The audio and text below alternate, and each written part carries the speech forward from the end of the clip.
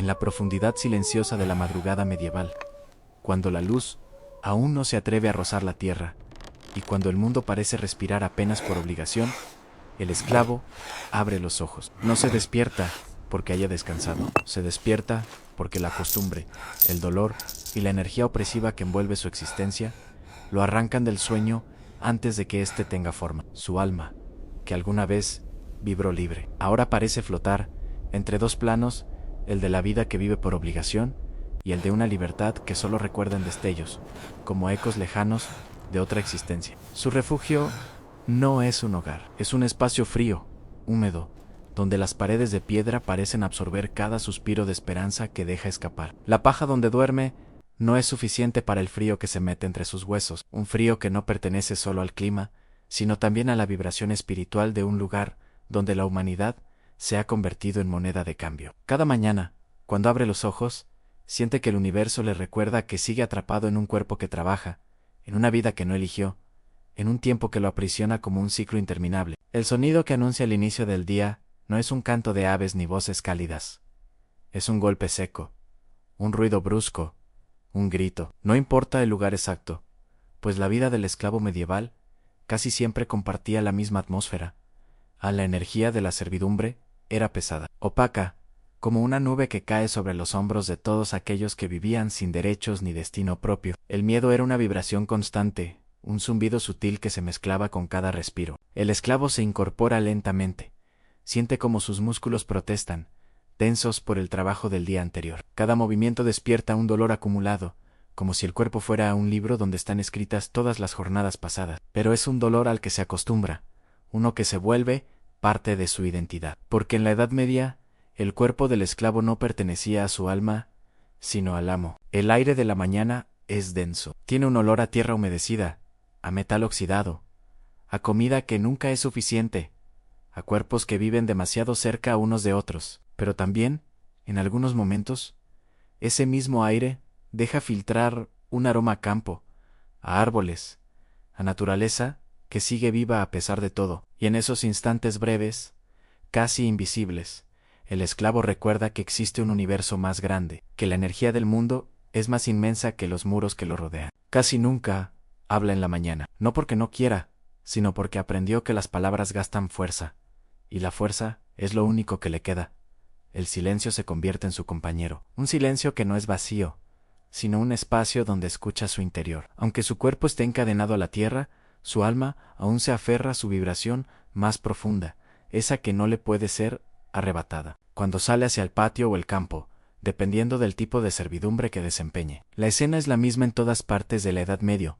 Han figuras dobladas por el trabajo, sombras humanas moviéndose entre tareas duras, voces autoritarias que rompen la atmósfera, animales que parecen ser tratados mejor que quienes sirven a los señores. Los esclavos, casi siempre provenientes de guerras, deudas heredadas, capturas o nacimientos no deseados, cargaban una existencia en la que el tiempo no les pertenecía. La vida era trabajo, y el trabajo era la vida. El sol comienza a asomarse lentamente, pero no trae calidez. La luz apenas toca sus rostros como recordándoles que son parte del mundo, aunque vivan bajo sus sombras. La energía del amanecer no es para ellos, es para quienes los poseen. Sin embargo, algunos esclavos levantan el rostro, dejando que la luz los toque, aunque sea por un segundo. Ese acto simple, diminuto, casi invisible, es un ritual, una forma de recordarle al universo que aún están allí, respirando, existiendo, vibrando, aunque sea en baja frecuencia. El día apenas comienza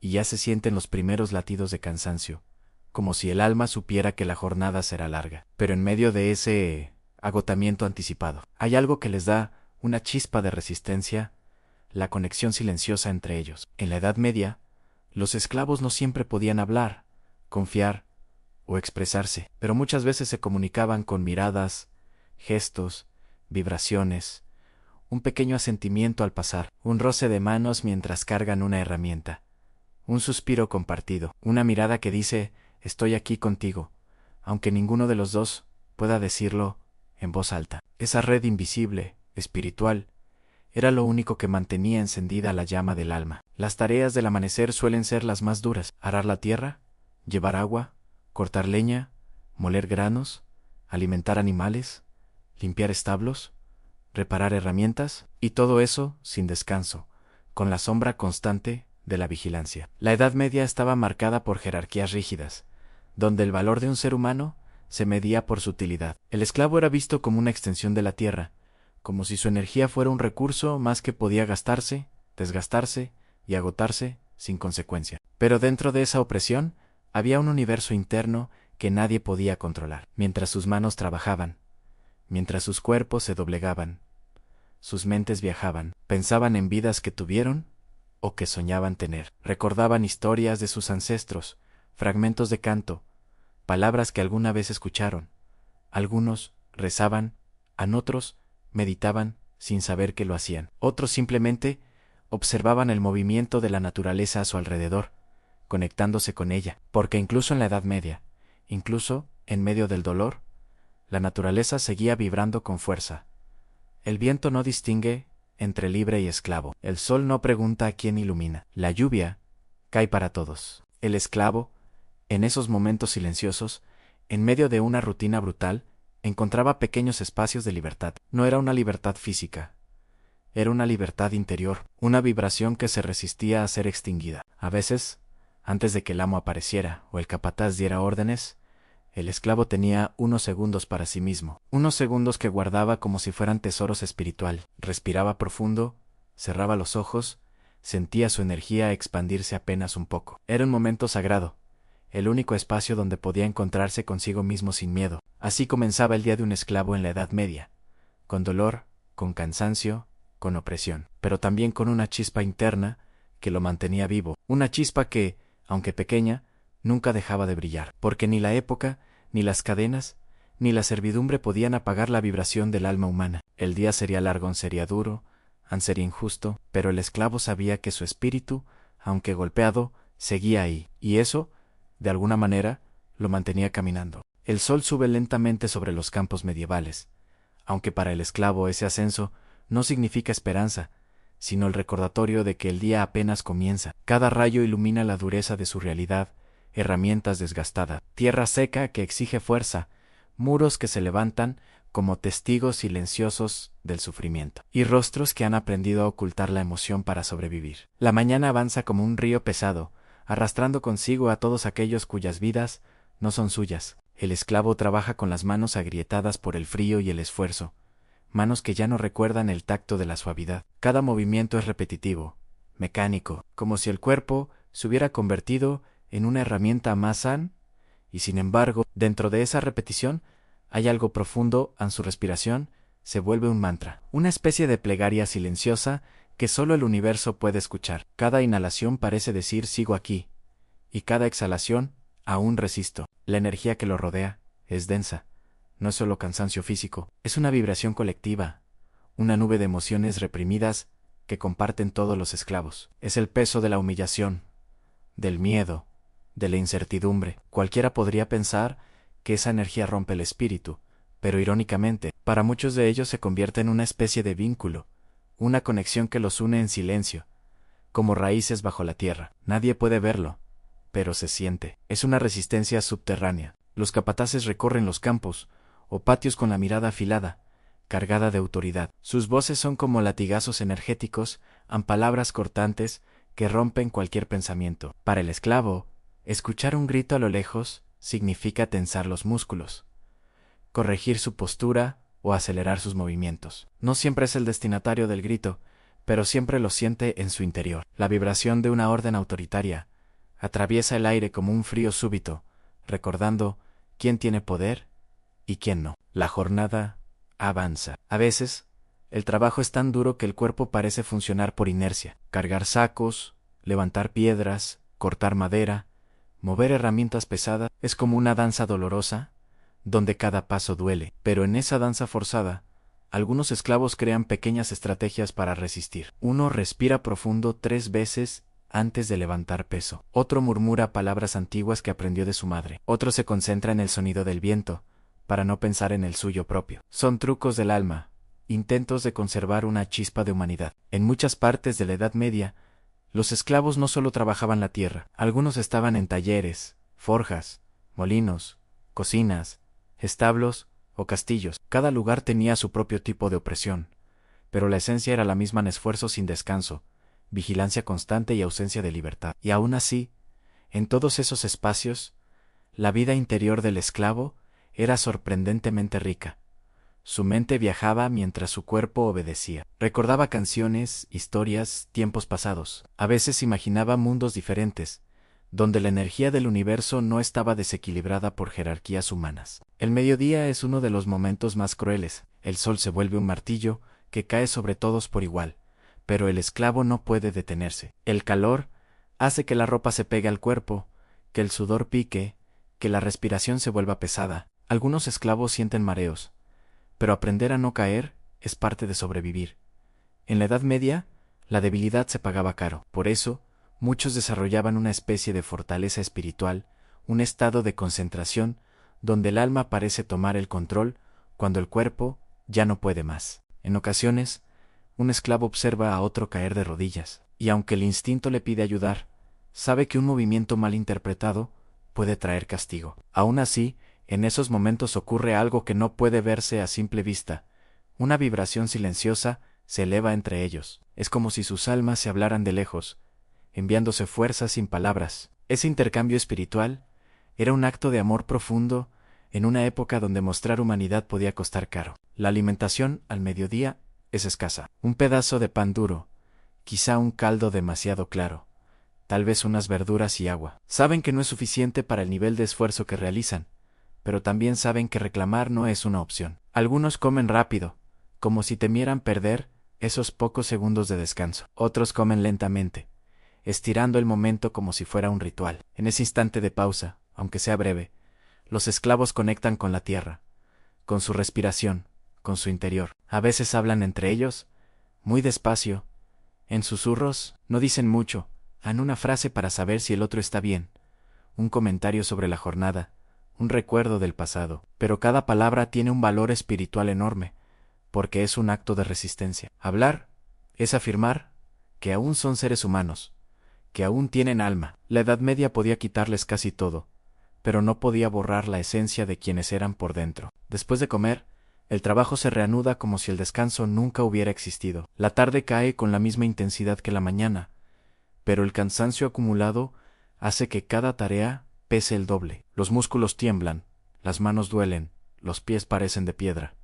Y sin embargo, nadie se detiene. La rutina es una cadena más fuerte que el metal. Solo cuando el sol empieza a bajar, algunos sienten una especie de alivio espiritual, como si la luz dorada del atardecer les devolviera un poco de energía. Durante la tarde, muchos esclavos observan cosas que los conectan con algo más grande, una nube con forma extraña, un pájaro volando solo, el sonido del agua corriendo en algún punto cercano. Esos detalles, insignificantes para cualquiera que viva libre, son señales para ellos. El universo, en sus pequeños gestos, parece recordarles que la vida no es solo esta, que hay algo más allá, que aunque su cuerpo esté atrapado, su espíritu sigue siendo parte de la creación entera. Algunos esclavos desarrollan rituales silenciosos, tocan el suelo antes de empezar una tarea, como si buscaran fuerza de la tierra. Otros levantan la vista al cielo por un segundo para sentir la energía solar. Otros aprietan un objeto que guardan escondido en una piedra,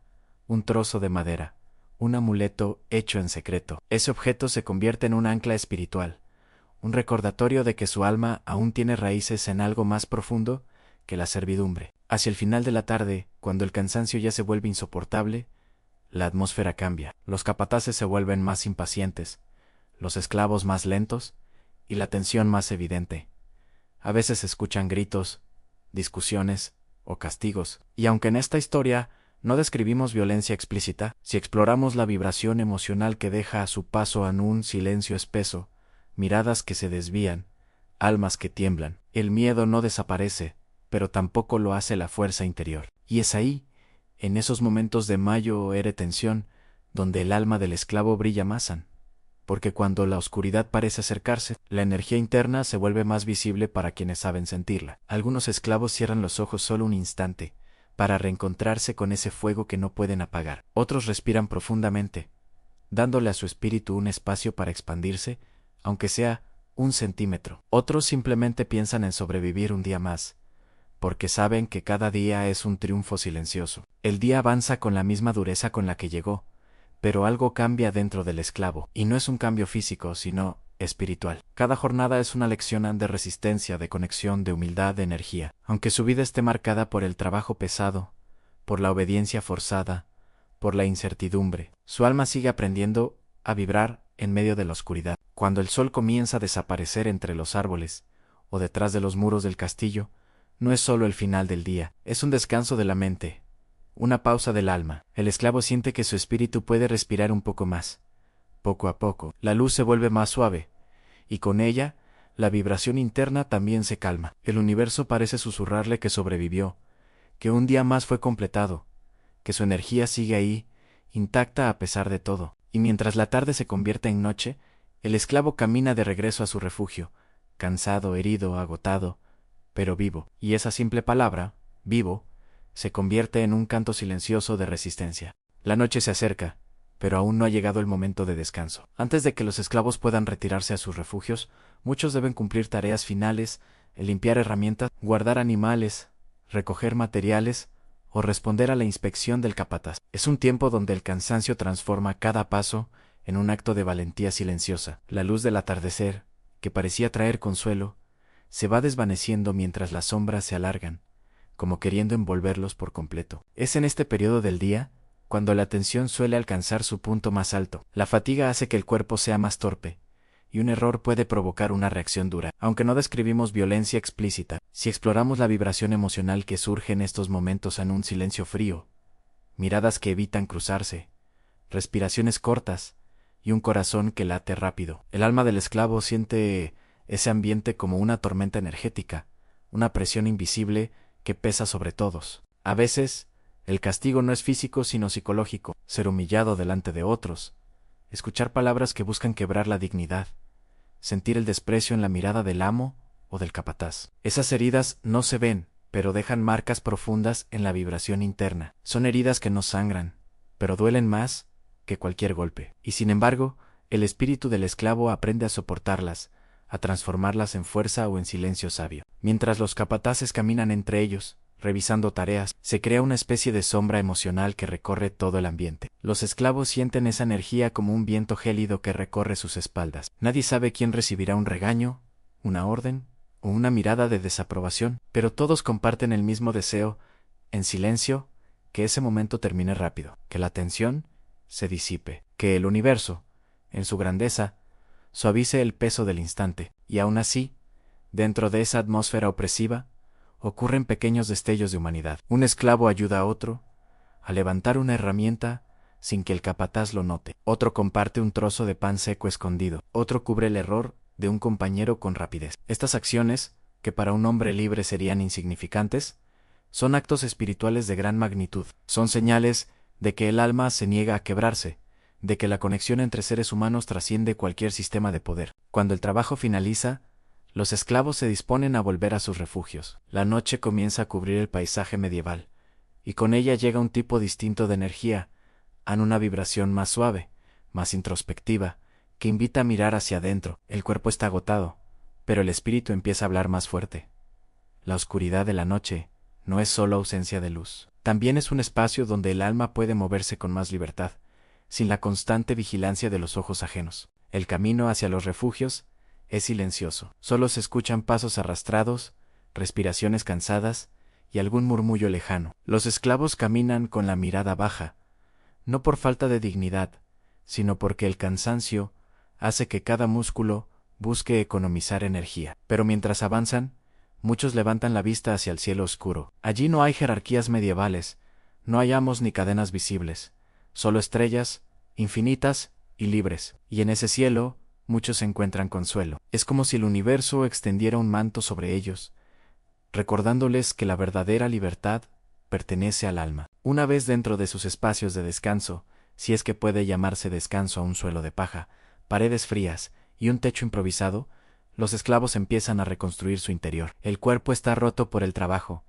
pero el espíritu aún puede repararse con silencio, con respiración profunda, con memoria. Cada uno vive ese momento a su manera. Algunos se tumban inmediatamente, otros cierran los ojos para desconectar, Otros se sientan en silencio mirando la nada, pero todos comparten una misma intención: encontrar un pedacito de paz en medio del caos. La convivencia dentro del refugio también tiene su propia dinámica. No todos son amigos, pero la necesidad de sobrevivir crea vínculos que no requieren palabras. Algunos comparten historias en voz baja sobre sus vidas antes de la servidumbre, sobre tierras lejanas, sobre familia perdida. Esas historias, contadas con voz temblorosa, son como rituales espirituales, hacen que el alma recuerde quién es, más allá de las tareas duras y la opresión diaria. Otros prefieren el silencio absoluto. Para ellos, la única forma de soportar el dolor del día es reconectarse con su interior. Se recuestan, cierran los ojos y sienten su propia energía moverse. Respirando profundamente intentan limpiar la vibración oscura que los acompañó toda la jornada. Son prácticas instintivas que, sin saberlo, se asemejan a la meditación, una manera de equilibrar cuerpo y alma después del desgaste físico. Hay también quienes se aferran a objetos simbólicos, a una piedra que guarda calor, un pedazo de tela que perteneció a alguien querido, un amuleto hecho en secreto con madera o arcilla. Para muchos esclavos medievales, esos objetos eran más que simples materiales. Eran extensiones del espíritu, anclas que conectaban su energía con algo sagrado o con recuerdos que no querían olvidar. Tocarlos, sostenerlos o simplemente tenerlos cerca era un acto de sanación espiritual. Aunque el cansancio del día persiste, algunos esclavos conversan en voz baja. No hablan de esperanzas imposibles ni de sueños grandiosos, sino de pequeñas cosas, en un olor que les recordó algo del pasado, un sonido del bosque que escucharon a lo lejos, una sensación extraña que tuvieron en algún momento. Son conversaciones humildes, pero poderosas, porque en ellas se cuela la vida interior, la humanidad que nadie puede borrar. Una de las cosas más duras de la vida del esclavo medieval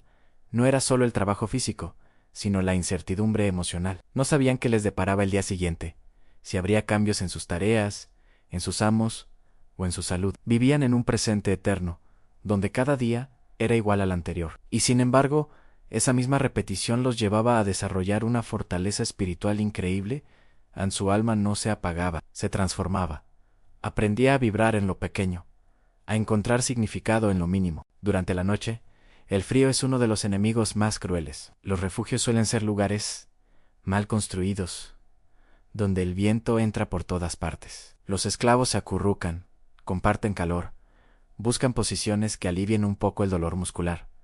El silencio de la noche no siempre es pacífico. A veces está lleno de temores, recuerdos que duelen o pensamientos que oprimen. Pero incluso en medio de ese silencio pesado, algunos encuentran un espacio para agradecer. Agradecer estar vivos, poder ver un día más, poder compartir un gesto, una palabra o una mirada con alguien más. La Edad Media era dura con los esclavos, pero no podía destruir completamente su espiritualidad. Para muchos, la conexión con algo superior era lo único que mantenía su esperanza. Algunos rezaban a sus dioses, otros hablaban con sus ancestros en silencio, otros simplemente entregaban su cansancio al universo, como si la tierra misma pudiera absorber su dolor y devolverles un poco de fuerza para el día siguiente. A veces, en la profundidad de la noche, un esclavo se despierta, no por ruido ni por frío, sino por algo interno, una intuición, una emoción, una vibración. Se sienta, respira y mira a su alrededor. Ve a otros dormir respirando pesadamente y luchando en sueños.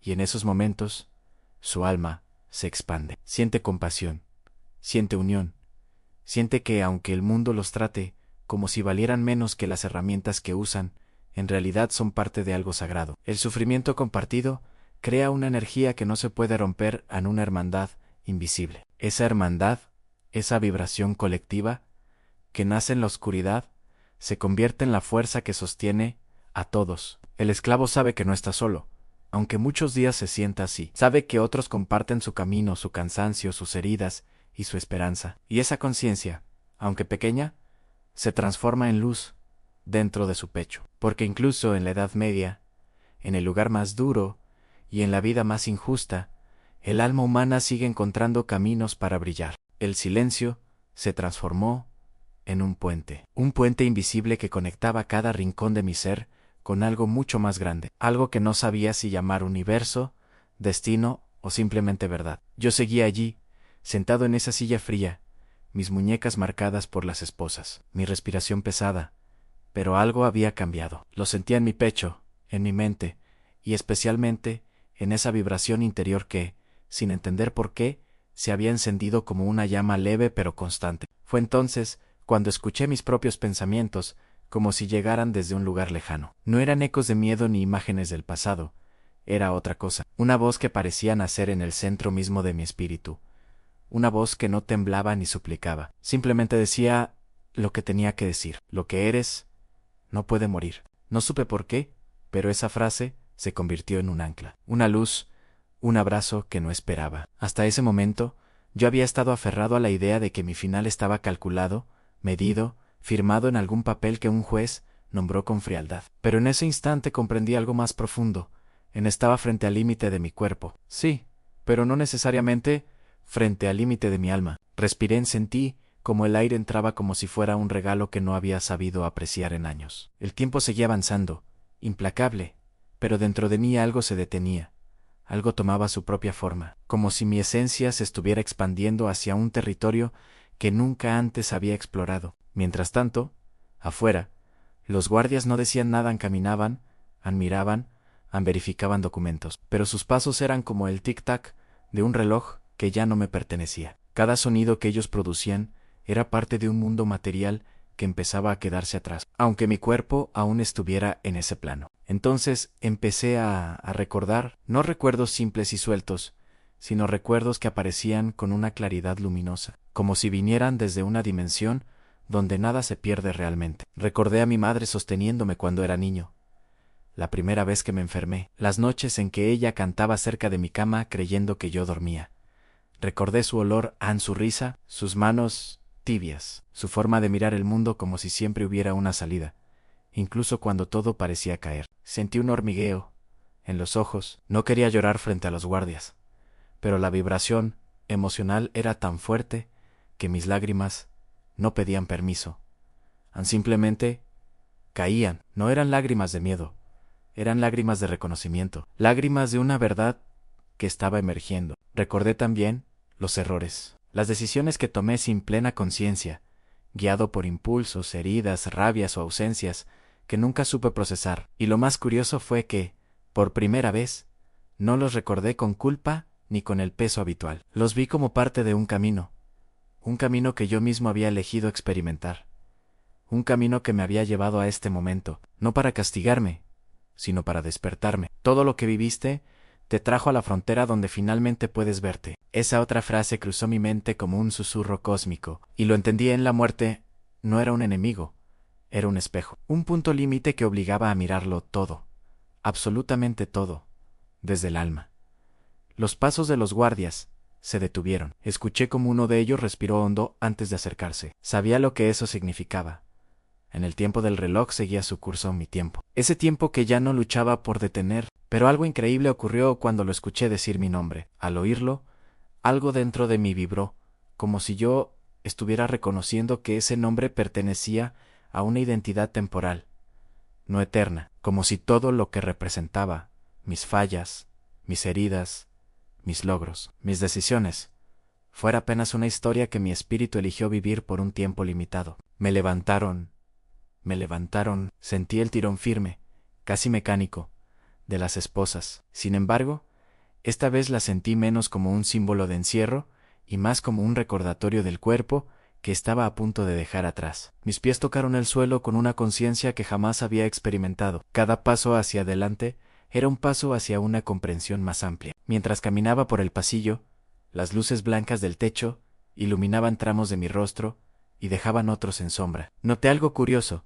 Nunca había observado la luz de esa forma. Era simple, fría, artificial, pero en ese momento era también sagrada, porque era la última luz humana que mis ojos iban a ver, al menos desde este cuerpo, y por esa razón se convertía en un símbolo sutil, casi invisible para cualquiera que no estuviera en mi situación. Seguí caminando. Escuché cómo las puertas metálicas se abrían y cerraban detrás de mí, como si estuvieran sellando capítulos completos de mi vida. Cada sonido era contundente, pero no me hería. Era, más bien, una especie de ceremonia involuntaria, el mundo físico acomodándose para despedirme. Cuando llegamos a la sala final, la vibración cambió. Era un espacio frío, sí, pero había una energía que no venía solo de las paredes, venía de mi analgo.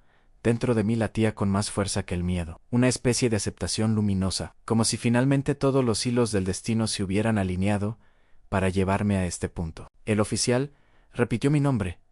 Yo levanté la mirada. Sentí como mis ojos se encontraron con los suyos, y por un instante pude sentir su compasión. Una compasión silenciosa, escondida tras el deber, pero real. Me pareció curioso incluso aquí, incluso en este último espacio, la humanidad encontraba formas de mostrarse. Me pidieron que dijera mis últimas palabras. En ese segundo, toda la vida pasó por mí otra vez. No como una película, sino como una expansión. Como si mi alma estuviera creciendo dentro de mi pecho, empujando mis límites. Y entendí que mis últimas palabras no eran para los guardias, ni para los que observarían tras el cristal, ni siquiera para ese expediente que había acompañado mi nombre durante tanto tiempo. Mis últimas palabras serían para la energía que me creó, para el universo que me había permitido vivir esta experiencia, incluso con sus sombras y sus dolores. Tomé aire.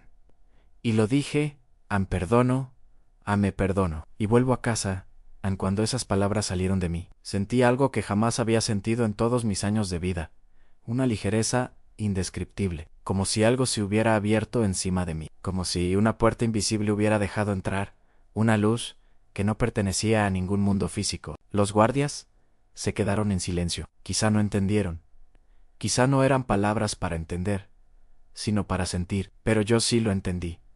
Lo entendí con todo mi ser. Porque en ese instante, el miedo dejó de tener forma. El rencor dejó de tener espacio. La culpa dejó de tener voz. Me acomodaron. La máquina comenzó a activarse. Escuché el zumbido lejano. Un sonido metálico que para cualquiera sería aterrador. Pero para mí, en ese momento, era apenas un sonido más del mundo físico que estaba dejando atrás. Cerré los ojos, y cuando la primera descarga recorrió mi cuerpo, no sentí lo que esperaba sentir. No hubo un dolor insoportable, no hubo oscuridad inmediata, no hubo un vacío, hubo expansión. Una expansión tan intensa que no podría describirse con palabras. Era como si mi conciencia se hubiera multiplicado, como si pudiera percibir cada rincón de la sala, cada respiración, cada vibración, cada partícula de energía, moviéndose en torno a mí. Y entonces, ocurrió algo aún más profundo. Sentí que no estaba solo. Había algo esperándome, algo que no tenía forma humana, pero que se sentía cálido. Era como una presencia, una energía antigua, familiar, amorosa, y en esa presencia reconocí algo que jamás había olvidado del todo, en el origen. La fuente en ese lugar, al que todos regresamos y del que todos venimos. Fue ahí, en ese punto donde lo material se deshace, donde comprendí la verdad más grande de todas. Nunca estamos terminando, solo estamos regresando. La última vibración física se desvaneció, y mi alma, por fin, respiró libre.